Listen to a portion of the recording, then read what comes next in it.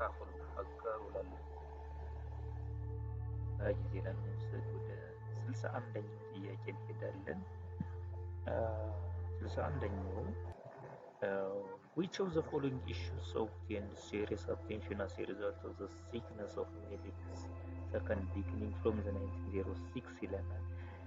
ይቺ በጣም ኢምፖርታንት ፔሪድ ስለሆነች ተደጋግማ የምትጠየቅም በመሆኗ you have to mind ጊዜም ቢሆን ማስታወስ መቻል አለባችሁ ማለት ነው። እቺንን ቆይ ስለዚህ እስኪ ጥያቄውን በጋራ ነው እንደሚለን A. Boundary demarcation with neighboring colonial powers. B. Determining successors to the imperial throne of Ethiopia. C. Maintenance of the newly formed Imperial States of Ethiopia. C. Maintenance of the newly formed Imperial States of Ethiopia. D. Rapid mobilization of background institution in Ethiopia. እንግዲህ which of the following issues obtained serious attention as a result of the sickness of Melik II beginning from 1906? A. Boundary demarcation with neighboring colonial powers. B. Determining successors to the imperial throne of the Ethiopia. C. Maintenance of the newly formed Imperial States of Ethiopia. D. Rapid mobilization of background institution in Ethiopia. እንግዲህ ከዚህ ላይ ምንድነው ትኩረት የሰጠው አፄ ዮሐንስ አፄ ምኒልክ ታሞም ባልጋ ላይም በርካታ ውሳኔዎችን ይወስን ነበረ። የሀገሪቱ ዕጣ ፈንታ ላስተኛው ያለው አፄ ምኒልክ በርካታ ነገር ሲሰራ ነበር። ከዚህም ውስጥ አንዱ ትልቁ ዲተርማይን ሰክሰሰር ቱ ዘ ኢምፔሪያል ትሮን ኦፍ ዘ ኢትዮጵያ ነው ማለት ነው። መሳችን እንዲህ ነው ግን ደጋግሞ ለማሳሰብ 1906 አንዱ ስትሮክ ምኒልክ መታመም ትልቅ ችግር በሀገሪቱ ላይ ፈጥሯል። ሁለተኛ ያው the days of expected success ራስ መኮንን በዛው በ1906 ሞቷል። የምኒልክ መሞት ደግሞ የተመቻቸው ጎረቤት አውሮፓውያን እንግሊዝ፣ ፈረንሳይ እና ኢጣሊ ትሪፓሪት ኢትዮጵያን እንዴት መከፋፈል እንዳለባቸው የተሰማሙት ትሪፓርታይት ትሪቲ ሌላው ወሳኝ ነገር ነው ማለት ነው። ስለዚህ ከዚሁ ጋር ተያይዞ በ1907 ኢምፐረር ምኒልክ ሚኒስትራል ሲስተም አቋቋመ ተኝቶ ማለት ነው። እሱ በሌለበት የሚሰራ ሚኒስተር ልጅ ኢያሱን አልጋ ወራሽ ብሎ ሾመ። ራስ ተሰማ ናደውን በተመሳሳይ የሱ ውክል አድርጎ ሲሾም ያሳየናል። እየተያዘ አውሮፓ የልጅ ኢያሱን ሾም አልወደደችም። ይሄን በቤተ መንግስት ሌላ ውዝግብ አስነስቷል። በኋላ በ1910 እንደገና የሸዋ ኖቢሊቲ እሷን ከፖለቲካው አፌር አስወጥተው ያው ምኒልክ ማስገድደዋታል ማለት ነው። በኋላም በ1911 ተወካዩ ራስ ተሰማ ናደው ሞቶ ደግሞ ልጅ ኢያሱ አልፈልግም ተወካይ እና ይህቺም ኢምፖርታንት ፔሪድ ናት። 1906 ያሉ ክስተቶች 1907 1910 እያለ ሁኔታዎች ለይታችሁ አብራችሁ ማወቅ አለባችሁ። ተደጋጋሚ ጥያቄ ነው ቀድሜ መልስ እየተናገርኩ ነው። ቤዚክ ነገር ስለሆነ የሚደጋግመው መሄድ ስላለባችሁ ነው። ስለዚህ 62ኛው ጋር ነውና why did the colonial powers surrounding Ethiopia sign the tripartite treaty of 1906? እንግዲህ ሲናገር የነበረው ጥያቄው ነው መጥቷል ማለት ነው። እቺን ቦታ ሳይነኳት ያልፉ why did the colonial powers surrounding Ethiopia sign the tripartite treaty of 1906? as they anticipated conflict over succession because Menelik did not have a male offspring, inability to have a male offspring. They feared that Menelik's illness may lead to the total disintegration of the nation. They suspected the Germans would intervene if they did not do something. They were told that the days of Ras Mekonnen would create political chaos. ለምን ነው ተስማሙት? ምኒልክ በጣም ለነሱ ምን አስፈልጋቸው ነው? 62ኛው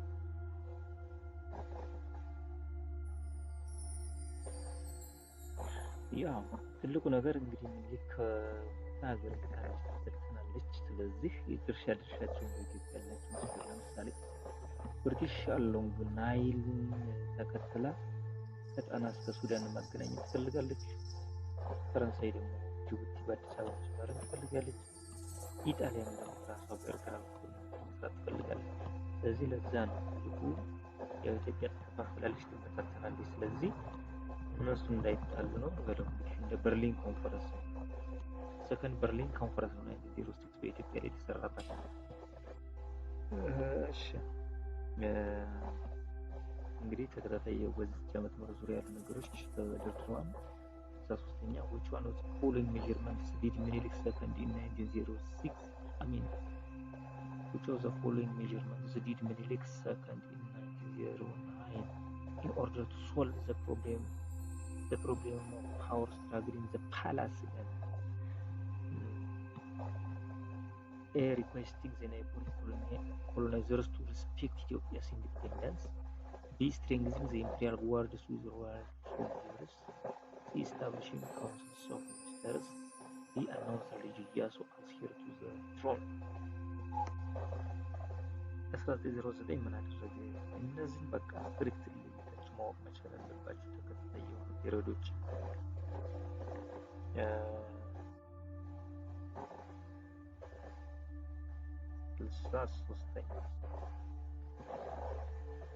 ስለዚህ በዚህ ላይ በዛይ በ1906 ታሙ እንኳን ለትሪፓርቲት ለሴናተሮች ደብዳቤ ረፉ የሚል ማለት ነው።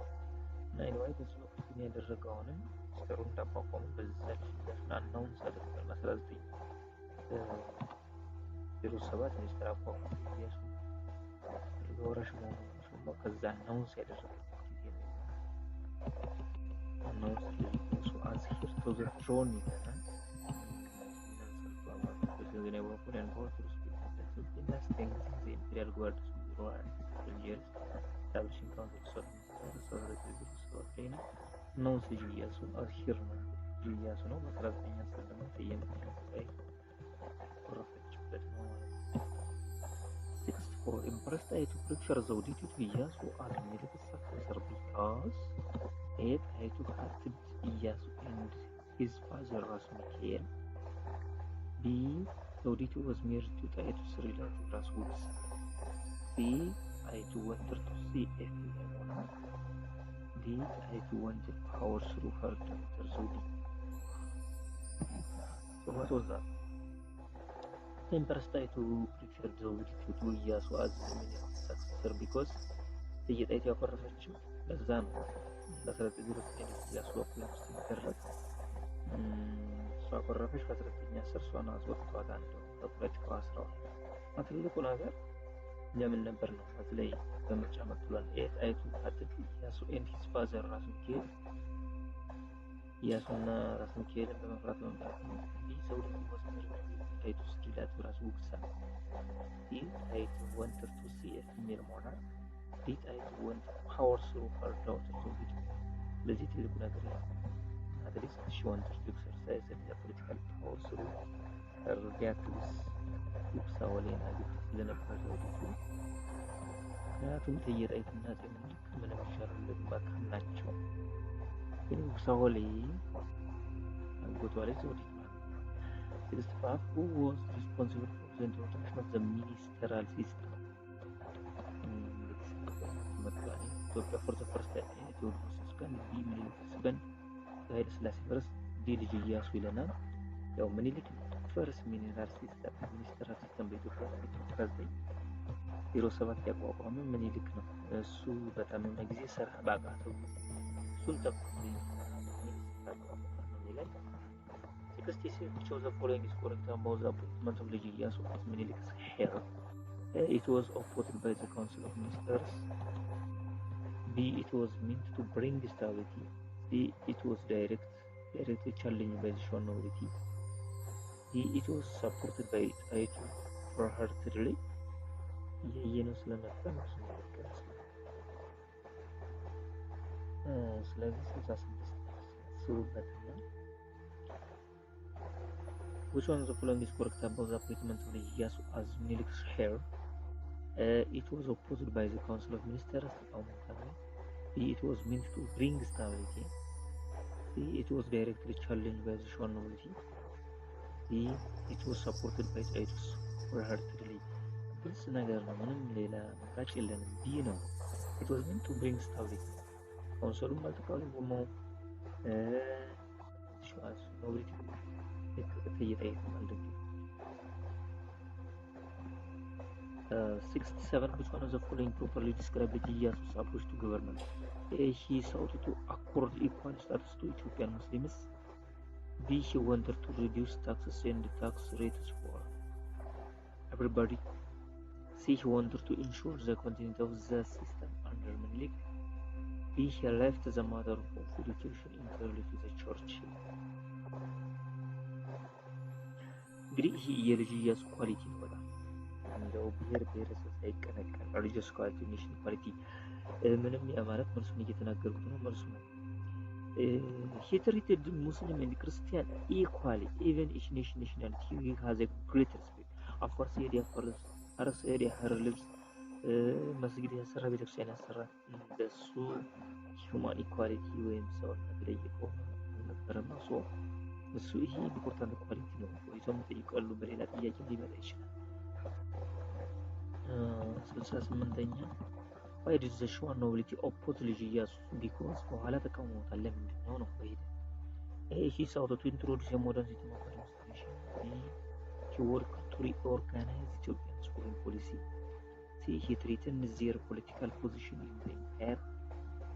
D. He threatened the Orthodox Church by converting to Islam.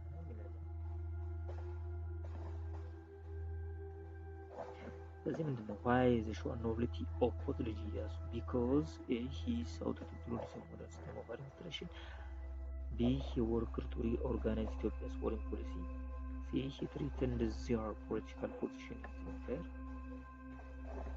D. he threatened the Orthodox Church by converting Islam ነው። ስለዚህ በእነሱ ላይ ስለመጣባቸው ነው በስልጣናቸው ያው ይንቃቸው ስለነበረ ብዙም ቦታ አይሰጣቸውም፣ ክብር አይሰጥም። ይሄ ነው ለሱ ውድቀት ነው። አንዱ ትልቁ ሸዋን ኖቢሊቲ ጋር ታወራዋል ነው የሱ ነው። 69 which one of the following initiatives of ልጅ ኢያሱ was important in reforming the legal systems in the country ይለናል። which one of the following initiatives of ልጅ ኢያሱ was important in reforming the legal systems in the country? Is the abolishment of the system of identifying robbers and thieves. The introduction of a new system of assessing tax on produce. The introduction of the German legal court to the country. The establishment of a new department in the Ministry of Finance. ሁሉም ኢኒሺዬቲቭ ናቸው ግን ምንድነው an important reform in the legal system in the country. legal system ነው እየጠየቀን ያለው።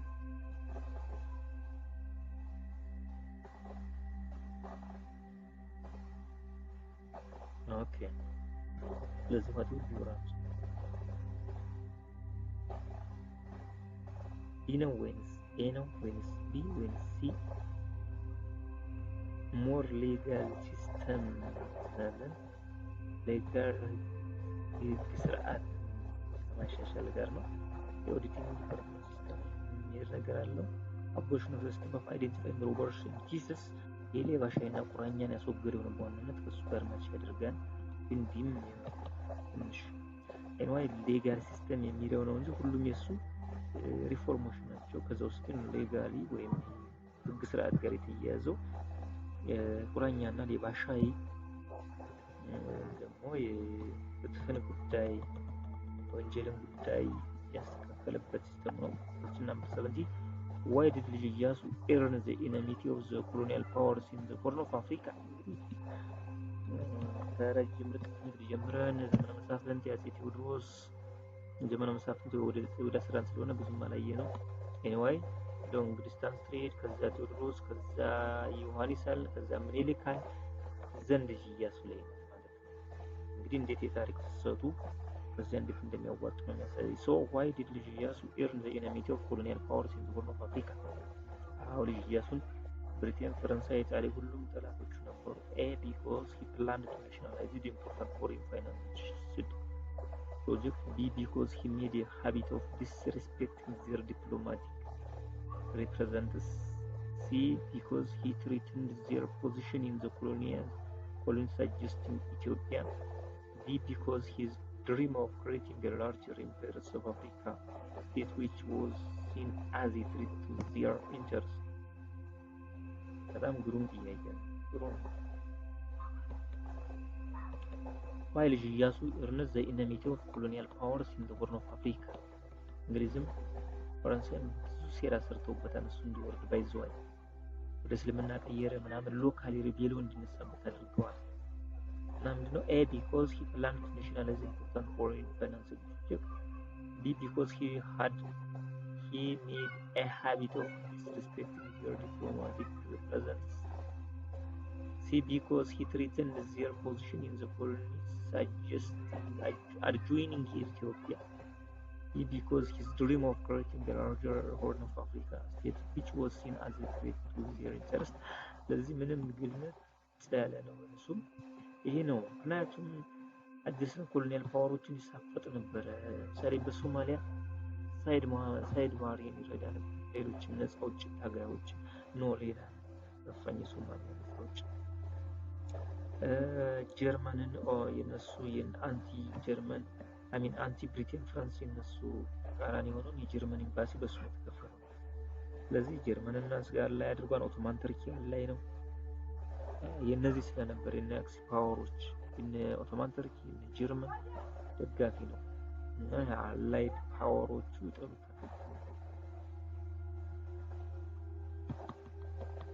What was the alleged justification? What was the alleged justification that the bookmakers gave when destroying Liji Iyasu from power in 1916? Is that he had converted to Islam? B is that he had misused state finances? Is that he had married several wives? D is that he had demoted the Shuan nobility?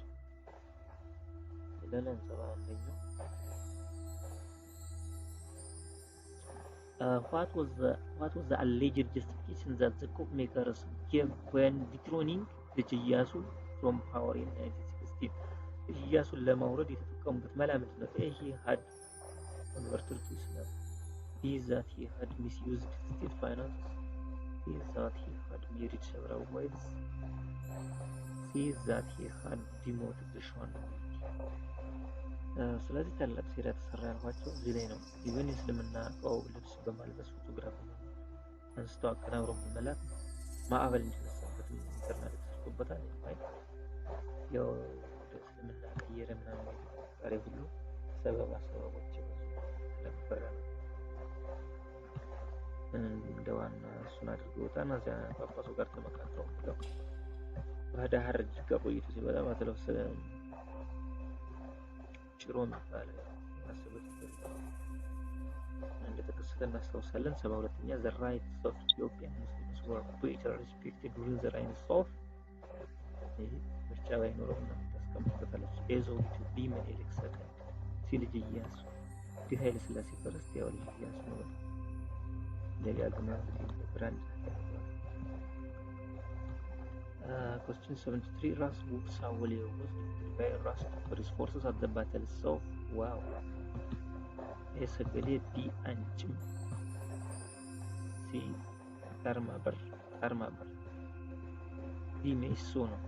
እንግዲህ ራስ ጉግሳ አንችም ነው። እንግዲህ ሰገሌ ከራስ ሚካኤል karmabar ሜሶም ሜሶያስ ፍሪገዳ ያሱ እዛም ጭም ላይ ነው ፍሪና ጉግሳ የዘውዲቱ ባለቤት የተባሉት ተገጠሙ።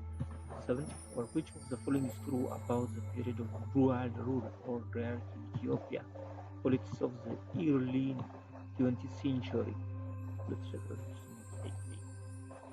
Which of the following is true about the period of dual rule or hierarchy in Ethiopia politics of early 20th century? A is the Mahal Safari demonstrated the removal of all ministers except for Haile Georgis. B. Political power was equally divided between Emperor Zewditu and Rastafari. C. The traditionalist fought in support of greater foreign involvement in Ethiopian affairs. D. It was all about the coronation of Rastafari as king. ምን ነበር ትክክል ወይም እውነት የሆነው?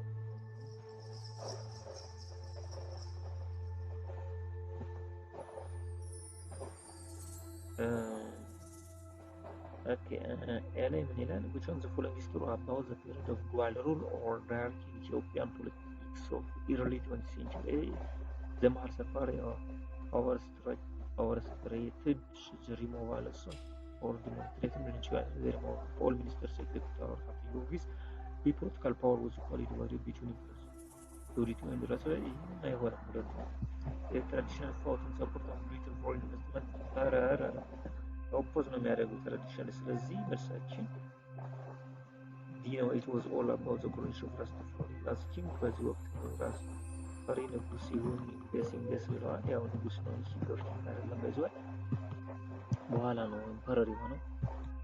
75 what was the main features of the hierarchy in the government of early 20th century Ethiopia? A. consolidation of power by the emperors at the expense of the region. B. rapid penetration of European institutions of government. C. less rivalry among the nobility compared to the preceding period. C. rivalry between conservative and progressive groups in the ruling class. What was the main features of the hierarchy?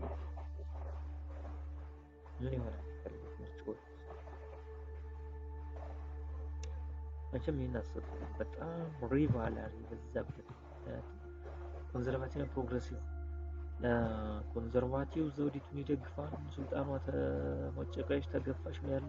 ፕሮግሬሲቭ ደግሞ ተፈሪ ኮንቲኒው ይለዋል። ስለዚህ 76ኛ which of the following provisions of the 1913 constitution enable the creation of autocratic rule by Emperor Haile Selassie? The provision which stated the parliament should have round upper chambers. B. gives the emperor the right to disband parliament at his own will. C. granted the emperor the right to sign treaties with foreign powers. This stated that the emperor should be the direct descendant of King Solomon.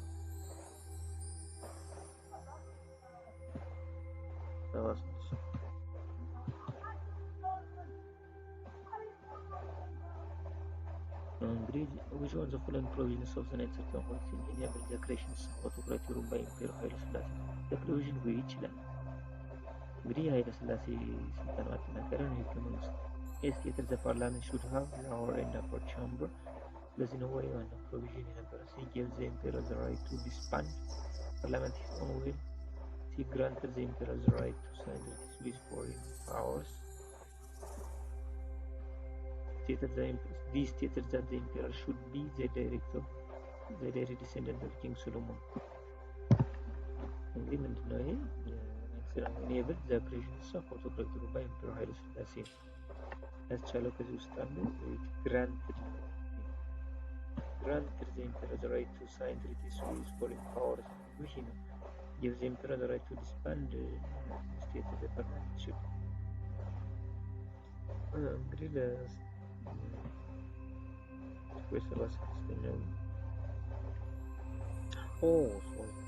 granted ሳይንስ አሁን ይሄኛው ነው የሚበልጥ ግዝፈት ያለው ፓወር አንሰር ቢ ነው።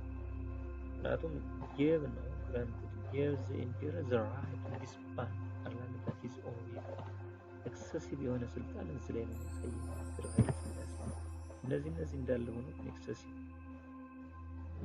ፍሪደም የሰጠ ነው ንጉሱ እንደፈለገው የራሱ ንብረት የአገሪቱ የራሱ ንብረት እንዲሆን የቃጣው ህገ መንግስት የነበረ።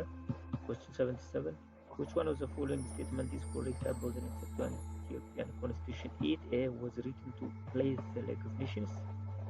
Okay. B meant a large step towards constitutional monarchy. C resulted from the first mass popular protest.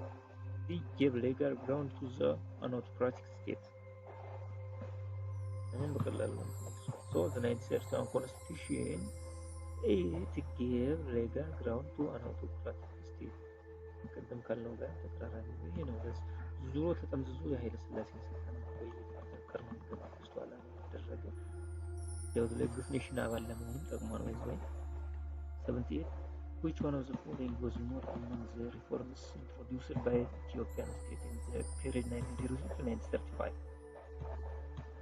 እንግዲህ ምኒልክ ፔሪድ ነው እስከ ፋሽስት እስኪመጣ ያለው ማለት ልጅ ኢያሱ ዘውዲቱን ኃይለሥላሴ ካተተ ዘመን ነው። ኦልሬዲ የምኒልክ ዘመን ያካተተበት አልጋ ላይ የዋለበት ዘመን ነው። ስለዚህ which one of the following was not among the reforms introduced by the Ethiopian state in the period 1900 to 1935? Establishing the first military academy for officers, the abolishing the Lebashai methods of finding criminals, the revision of 1931 constitution,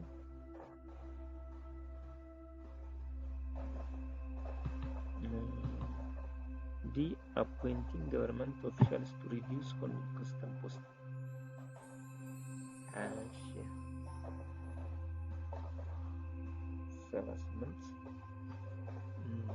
Appointing government officials to reduce custom post. The revision of 1931 currently constitution መቼ ነው ሪቫይዝ የተደረገው? በዚህ ውስጥ መቼም በዚህ በ31 ኮንስቲቱሽን ጸድቆ በ35 ወይም በዚህ ሪቫይዝ ሊደረግ አይችልም። ስለዚህ ፒውርሊ ቦልድ ሆኖ የሚታየን ይሄ ነው። ስታብሊሽ ዘ ፈርስት ሚሊታሪ አካዳሚ ኦፊሰር አቦይት ዘ ሌቫሽ በልጅ ኢያሱ አፖይንት ገቨርንመንት ኦፊሻል ቱ ሪዱስ ከስተም ፖስት ስለዚህ ሪቫይዝ አልተደረገም ናቸው። 79 the Ethiopian state introduced modern education institution in the early 20th century because it needed individuals who would fill the emerging autocracy. B the neighboring colonial powers demanded such institutions. C the emerging merchant classes put pressure on it. D it helped to stimulate innovation in the economic sector. The Ethiopian state introduced modern education institution in the early 20th century because A it needed individuals who would fill the emerging bureaucracy. B the neighboring colonial powers demanded such institutions. C the emerging merchant classes put pressure on it. D it helped to stimulate innovations in the economic sector. እዚህ ትልቁ ግራውንድ ቢሮክራሲ የኤመርጂንግ ቢሮክራሲ እያደገ ለመጣው ተቋምና ቢሮ መስሪያ ቤት የሰው ኃይል ስለሚያስፈልግ ነው ሞደርን ኤዱኬሽን በኃይለኛው ትኩረት የተሰጠው ነው የሚለው። Number 80 what strategy did ልጅ ኢያሱ use to undermine Ethiopian unity before the invasion of 1935? What strategy did Italy used to undermine Ethiopian unity before the invasion of 1935? A supporting Ethiopia's application to the League of Nations, or B bribing Ethiopian officials to weaken the imperial government, C signing a treaty of peace and friendship with Ethiopia, D preventing Ethiopia from producing arms locally.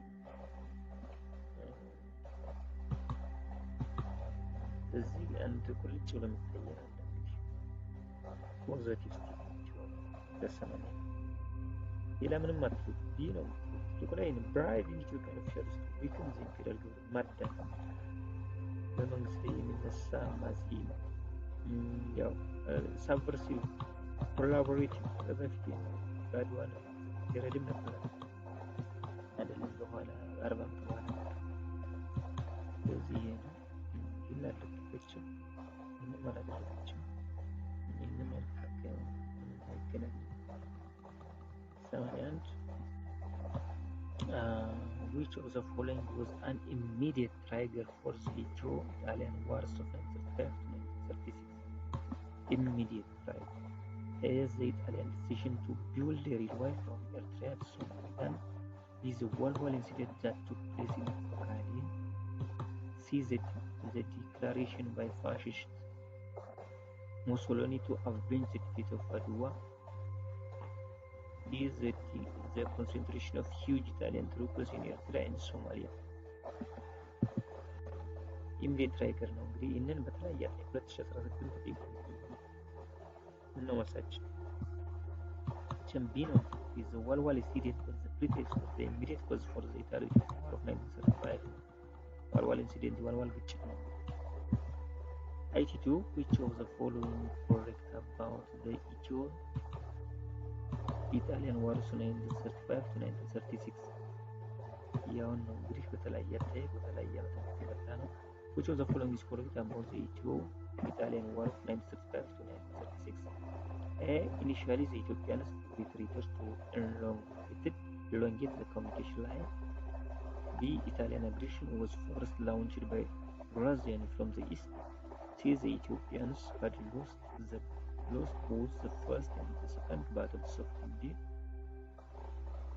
D. From the outset, Britain and France stood firmly on the sides of Ethiopia. What will be some? እንግዲህ የኢትዮጵያ reaction እናስተዋል initially which one of the following is correct about the Italian war of 1935-1936 A. Initially the Ethiopians retreated to elongate the communication line. B. The Italian aggression was first launched by Graziani from the east.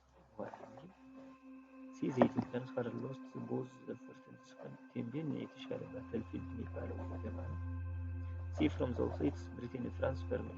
So, ብዙ መሪከም ሳይጠበቅብን ይሄ ነው መልሳችን ኢትዮጵያውያን መጀመሪያ ወደ መሀል ዘብ እንዲገባም ተውታ መሀል እንደገባ እንግዲህ የራሳቸው የጦር ስልት ነው በዛና በዚህ መንገድ ተፋፍተዋል ነፍሰው ሊወጉ ነበር አልተቻለም ዘግይተዋል ሪዚስት ያደረጉ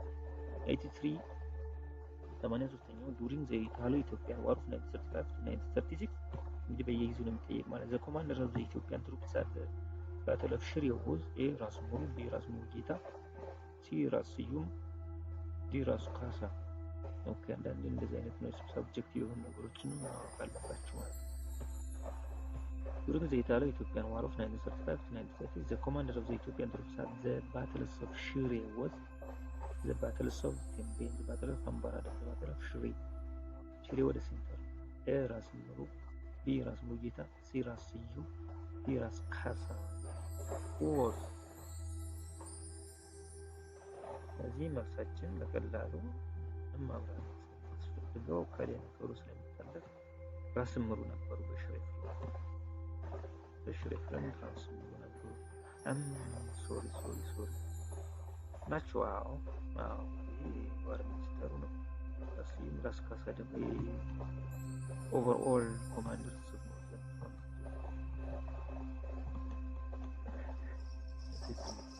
Question number 84 which of the following is the true about the developments during the fascist occupation of Ethiopia which of the following is true about the developments during the fascist occupation of Ethiopia A. Dejazmach Balcha was captured and publicly hanged at Butajra ይህ የአድዋ ጀግና ነው በኋላ ደግሞ ከ40 ዓመት በኋላ ኢትዮጵያን ተዋጋ ነው በአድዋ ሲዋጋ ነው ከ40 ዓመት በኋላ ሲመጣ ደግሞ ፋሽስት ጣሊያን ተዋጋ ባልቻ ሳፉ ገበየው ተካባልቻ ምርጥ ገላባጭ ብቻ ለብቻ ተባለ ዋሪ ያደው ጀግና This Black Lion organization conducted conventional warfare C. Lieutenant Colonel Balai Haile served as leaders of the Black Lion organization These are so-called used Arabic which abandoned the resistance beginning to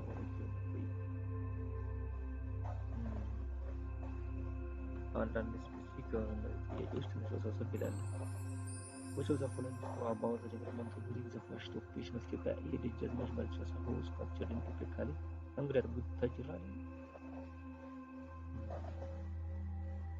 ስቅላት የተቀጠለ Butajra is a Black Lion organization conducted conventional warfare the beginning conventional warfare ነበር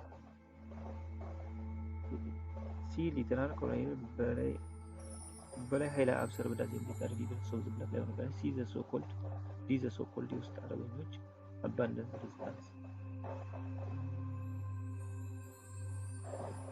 which of ካረቡት እንደው ቢቢዮ ትንሽ ወሳሰብ ብሎ beginning ላይ ያው ኮንቬንሽናል ነገር ነበር።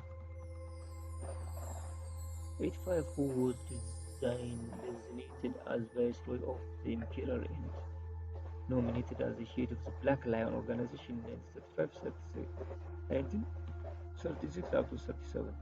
Oh, wow.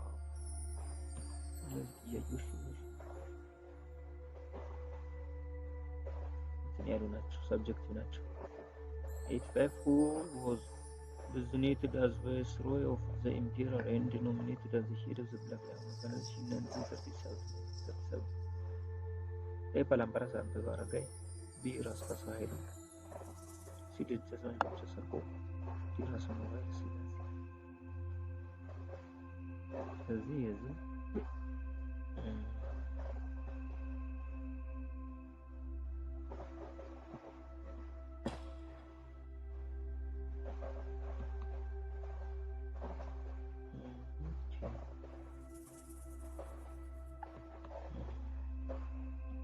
እነዚህን አካባቢ ቼክ አድርጎ ራስ ሙሉ ኃይለ ሥላሴ ናቸው።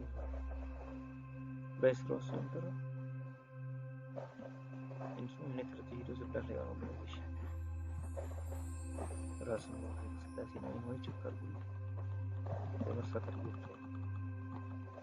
86 which was a foreign Ethiopian commander survived the war and played an important role in the post-Italian Ethiopia. ራስ ደስታ ቢ ግራዝማች አፈወርቅ ሲ ራስ ሙሉጌታ ዲ ደጃዝማች መኮንን እንዳልካቸው ጆዘፍ ፎሎዊንግ ኢትዮጵያን ኮማንደር survived the war and played an important role in the post-Italian Ethiopia. ራስ ደስታ ቢ ግራዝማች አፈወርቅ ሲ ራስ ሙሉጌታ ዲ ደጃዝማች መኮንን እንዳልካቸው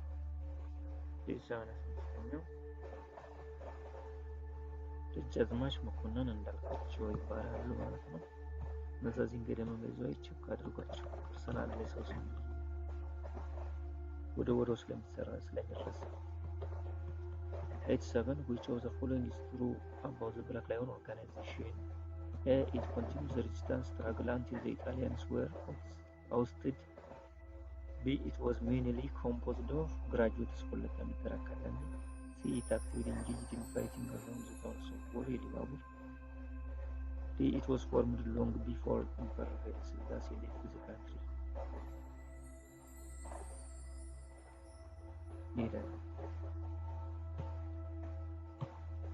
So, which one of the following true about the Black Lion organization? It continues the resistance struggle until the Italians were ousted. B it was mainly composed of graduates of Hollata Meter Academy. C it actively engaged in fighting around the towns of Bori Libabur. It was formed long before Emperor Haile Selassie left the country. ብዙ long before አይደለም። ስለዚህ ሜቢ እዚህ ጋር አክቲቭ ነበሩ ወደ ቦሪ ወደ ኢሉባቡር በጣም አክቲቭ ነበሩ ወደዛ ነበር። 88ኛ Which one of the following was the characteristics of the Ethiopian resistance movement after February 1937? The second is it succeeded in developing a Pan-African organization to lead the movement. The leadership of the movement was exclusively made up of the lower Mauritanian peasants. The center of the movement shifted from the province of Showa to the border province. There was a shift in strategy from conventional warfare to guerrilla warfare. Very true. That is second phase, no? First phase of conventional warfare. Second phase, the shift strategy from conventional warfare to guerrilla warfare. The leadership of the movement exclusively made up of the warfare. The center of the movement shifted from the province of Showa to the border province in Marwana. This is the claims of the guerrilla. 89 Which of the following is true about the Italian occupation of Ethiopia from 1930 to 1941? Asmara was chosen as the headquarters of Italian East Africa. Ethiopia was administered as a separate colonial entity. This Italian viceroy in Addis Ababa enjoyed considerable autonomy from Rome. See, fascist rule was mostly restricted to towns and cities.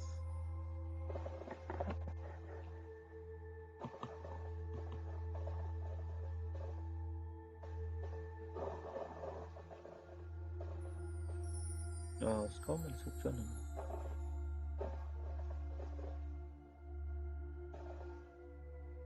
ሶ ሳችን 89 ነው። ሪስትሪክት ቱ ታውንስ ኤንድ ሲቲስ ነው። እንደ አስመራ፣ እንደ ጎንደር፣ እንደ አዲስ አበባ ያሉ ነው። ገጠሩንማ መንካት፣ መቆጣጠር፣ ማስተዳደር አልቻሉም። የኢጣሊያ ሰንደቅ ዓላማ የሚውለበለበው እነዚህ ከተሞች ብቻ ነው። ፉሊ ያው ኦኩፔሽን የምንለውም ለዛ ነው። ኦኩፔሽን ማለት ያው እንዲሁ ያው ቆይታ ነበራት እንጂ ኮሎናይዝ አላደረገችም። ፉሊ ፋንክሽን እንዳልነበረ ነው ሴንሱ ኦኩፔሽን የሚለው። ኦኬ ታንክስ ቱ ጋድ። ዋው እየጨረስን ነው። ነቃ በሉ። ይህንን ታላቅ ገናና አንጋፋ ምዕራፍ ወደ መጨረሻው ደርሰናል። ዘጠነኛ which of the following is correct? both Italian rule in Ethiopia during the occupation of 1936 to 1941. አሁንም ድጋሚ ያው እየቀነ በሌላ ዓመት የመጣ ማለት ነው። Italian escaped the former administrative divisions largely intact. The Italian state appointed 3 consecutive viceroy as governors. The Italians allowed trading activities by other European merchants. The Italian government introduced basic elements of democracy.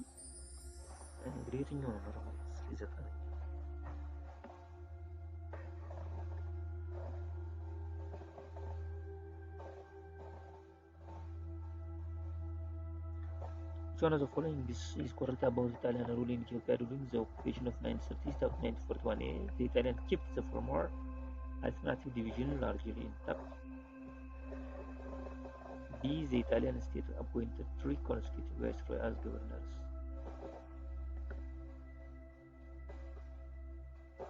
C. The Italian allowed trading activities by other European merchants. The Italian government introduced the basic elements of democracy. And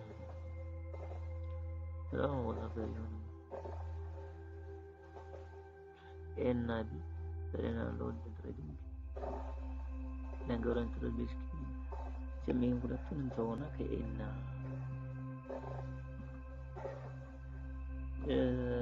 the Italian state appointed 3 consecutive viceroy as governor ሲሾሙ ነበር። ሶስት ቀኖች ወሰዋች። Italian kept the former administrative divisions largely intact.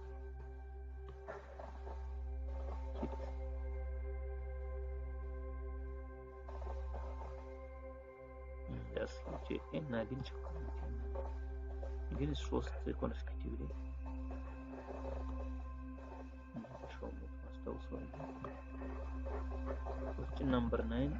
Why was the fascist limited largely to the urban centers during the period of Italian occupation of Ethiopia? Because the Italian soldiers had service in the countryside. The urban services were concentrated in the towns. The countryside was a base for the resistance. This small Italian army could only control the towns. ምንም ይሄ በቀላሉ ስለሚመልሱት ሲ ነው። the countryside was the base of the resistance. ምክንያቱም አርበኛው በገጠሩ ሁሉ ይፋለም ነበር።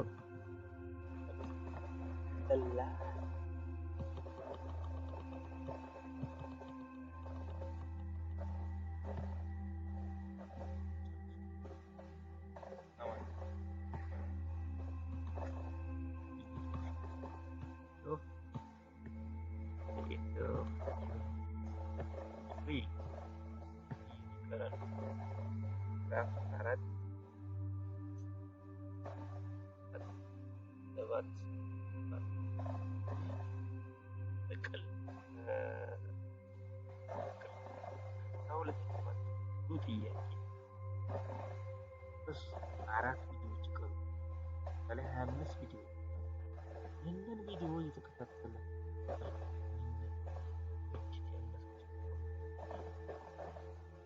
ራሱ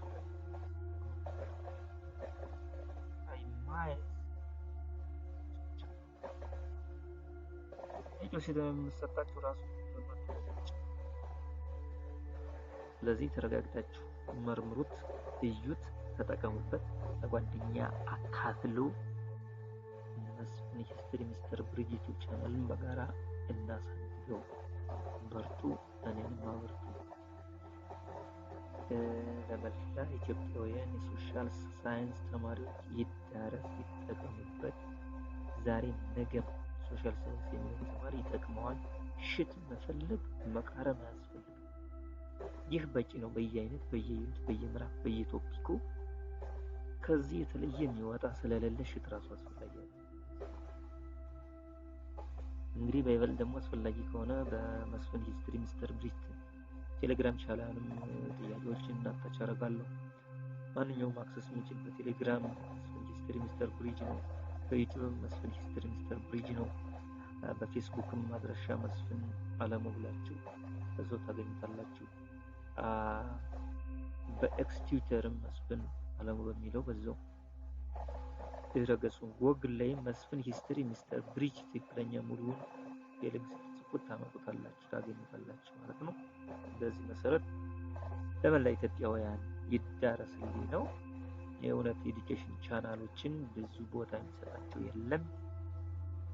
ይሄ ራሱ አሁን ያለ ሰብስክራይብ አንድ ክላስ ብቻ ነው፣ ግን ለመላ ኢትዮጵያ ማድረስ ፈልገው ከምንም በላይ ምክንያቱም ጥቅም ላይ እንዲውል ስለምፈልግ የደከምኩበትን ብዙ ስለሆነ እናንተ ፍሬያማ ሆናችሁ ማየት ስለምፈልግ ነው። ስለዚህ ነው የመጨረሻው 92ኛ during their occupation the Italians were only limited to urban center because of ይላል።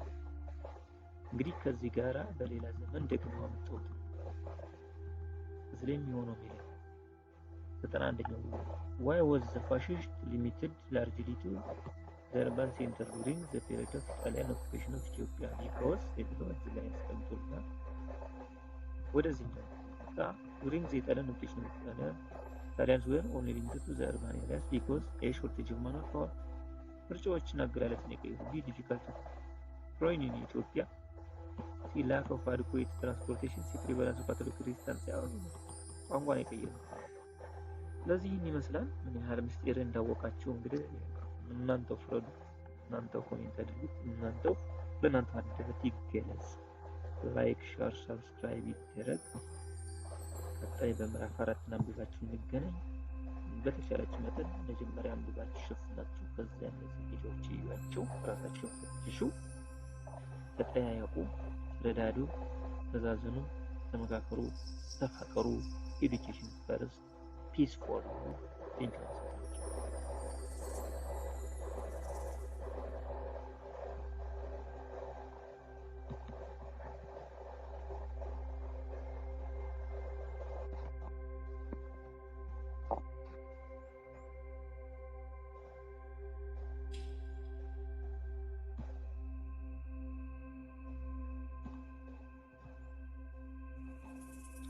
ሶሪ